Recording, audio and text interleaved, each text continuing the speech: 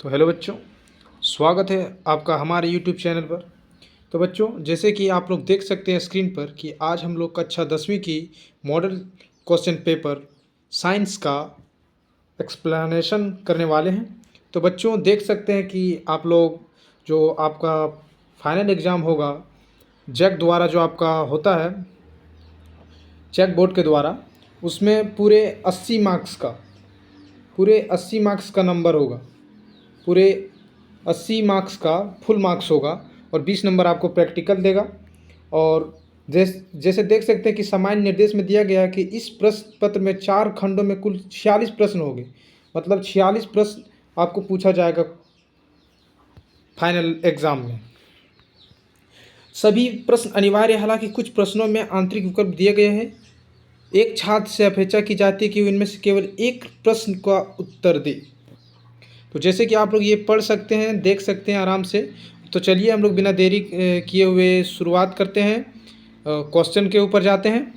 तो चलिए, पहला क्वेश्चन क्या है देख सकते हैं आप लोग। पहला क्वेश्चन कि निम्नलिखित में कौन सी अभिक्रिया ऊष्माशोषी अभिक्रिया है।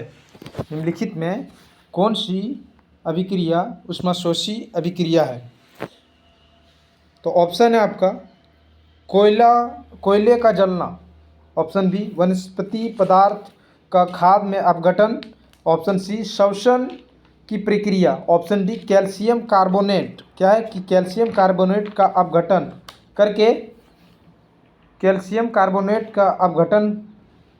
करके त्वरित चूना और कार्बन डाइऑक्साइड बनाना। तो इसका जो पहला का सही आंसर हो जाएगा वो हो जाएगा ये।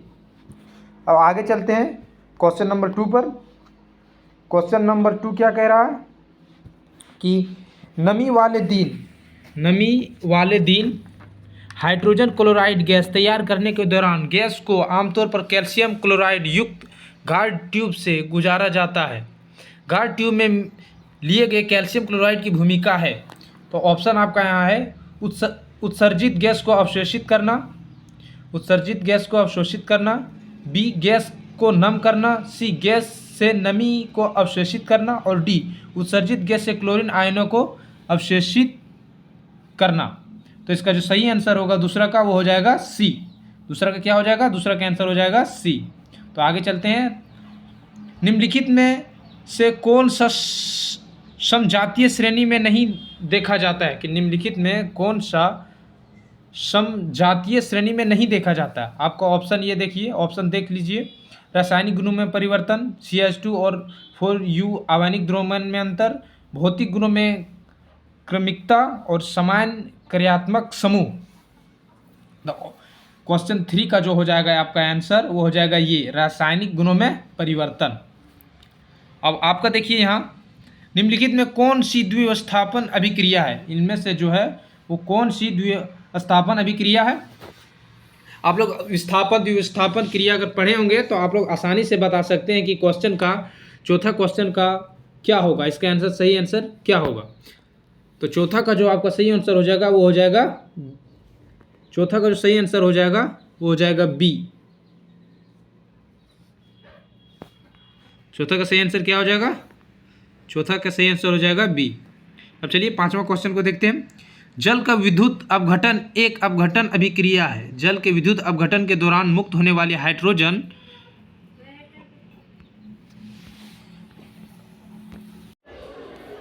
क्वेश्चन 5 क्या कह रहा है कि जल का विद्युत अपघटन एक अपघटन अभिक्रिया। जल के विद्युत अपघटन के दौरान मुक्त होने वाले हाइड्रोजन और ऑक्सीजन गैसों का मोल अनुपात क्या होगा। तो आप लोग फटाक से पर इसका आंसर कमेंट कीजिए और बताइए कि इसका ऑक्सीजन गैस का मोल अनुपात क्या होगा। तो इसका जो सही आंसर हो जाएगा वो 2:1। चलिए फटाक से आगे क्वेश्चन पर चलते हैं। अगले क्वेश्चन पर, एक जलीय घोल लाल लिटमस घोल को नीला कर देता है। निम्नलिखित में से किस घोल को अधिक मात्रा में मिलने से यह परिवर्तन उल्टा हो जाएगा। तो आपका ऑप्शन क्या है? बेकिंग पाउडर, चूना, अमोनियम हाइड्रोक्साइड घोल, हाइड्रोक्लोरिक एसिड। तो इसका सही आंसर हो जाएगा वो हो जाएगा D, hydrochloric acid, D. Question number आगे, बेकिंग पाउडर का एक घटक सोडियम हाइड्रोजन कार्बोनेट है, दूसरा घटक क्या है? आपका ऑप्शन है hydrochloric acid, tartaric acid, acetic acid, sulphuric acid. इसका जो सही आंसर हो जाएगा वो हो जाएगा B, tartaric acid. Question number 8, धातु को खींचकर पतले तार में बदलने की क्षमता को क्या कहते हैं? धातुओं को खींचकर पतले तार में बदलने की क्षमता को क्या कहते हैं? तो इसका फटाक से आप लोग आंसर कमेंट कीजिए। ये सबसे आसान है, ये जो क्वेश्चन है ये बहुत ही आसान है। इसको क्या कहते हैं? तन्यता, तन्यता। अब क्वेश्चन नंबर 9, निम्नलिखित में कौन सा आयनिक यौगिक नहीं है? निम्नलिखित में कौन सा आयनिक यौगिक नहीं है? जैसे दिया गया है KCl, HCl, CCl4, NaCl। तो इसका जो निम्नलिखित में कौन आयनिक यौगिक की नहीं है, तो कौन सा नहीं होगा? आप लोग फटाक से पर कमेंट कीजिए। इसमें जो होगा वो हो जाएगा बी। क्या है बी में? बी में है HCl और CCl4, कार्बन क्लोराइड। ओके, अब चलिए आगे चलते हैं क्वेश्चन नंबर 10 पर। निम्नलिखित में से किस यौगिक में OH कार्यात्मक समूह है? इसमें क्वेश्चन बोल रहा है कि निम्नलिखित में किस यौगिक में OH कार्यात्मक समूह है? तो इसका सही आंसर क्या हो जाएगा?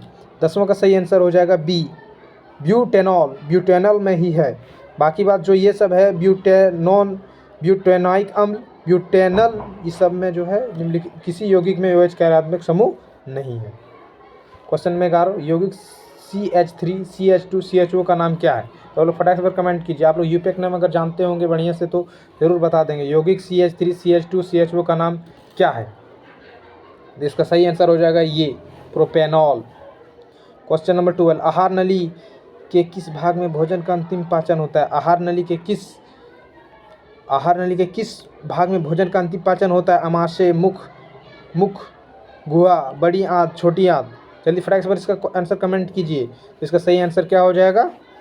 छोटी आंत। ओके। क्वेश्चन नंबर 13, श्वसन के दौरान गैसों का आदान प्रदान यहाँ होता है, कहाँ होता है? जल्दी बताइए। इसका ऑप्शन है श्वसनली और स्वर यंत्र, फेफड़ों के एल्वियोली और गले में, गले और स्वर यंत्र में।